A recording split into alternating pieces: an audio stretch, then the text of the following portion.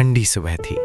धुंध इतनी गहरी कि सामने खड़ा इंसान भी साफ दिखाई नहीं दे रहा था, लेकिन उस धुंध को चीरती हुई एक आवाज रोज गूंजती थी, गरम चाय, गरम चाय। वो आवाज थी राहुल की। राहुल एक छोटे से गांव का लड़का, जिसके पिता बीमार थे और घर की जिम्मेदारी उसके कंधों पर थी। सुबह 4 बजे उठना, चाय बनाना और फिर बस स्टैंड पर जाकर चाय बेचना, यही उसकी जिंदगी थी। लोग आते, चाय पीते और चले जाते, लेकिन कोई नहीं जानता था कि वही लड़का चाय बेचते बेचते अपने सपनों को भी जिंदा रखे हुए है। एक दिन बस स्टैंड पर कुछ बड़े अधिकारी आए। उनकी गाड़ी, उनका रौब, उनकी इज्जत देखकर राहुल की आंखों में चमक आ गई। उसने एक आदमी से पूछा, भैया ये लोग कौन हैं?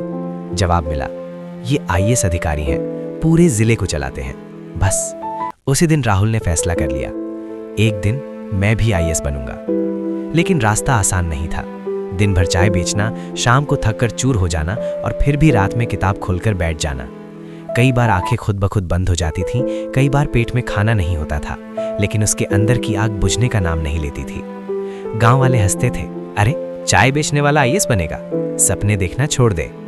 लेकिन राहुल ने एक बात ठान ली थी, लोग क्या कहते हैं ये नहीं, मैं क्या कर सकता हूं ये मायने रखता है। पहला प्रयास फेल, दूसरा प्रयास फिर फेल, तीसरा प्रयास फिर फेल, 3 बार हार, 3 बार टूटे हुए सपने। एक रात राहुल ने किताब बंद कर दी।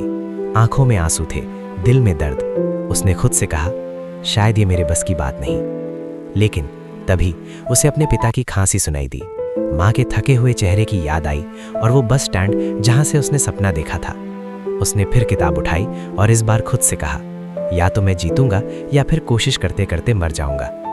चौथा प्रयास, दिन वही, रात वही, लेकिन इस बार मेहनत अलग थी, जुनून अलग था।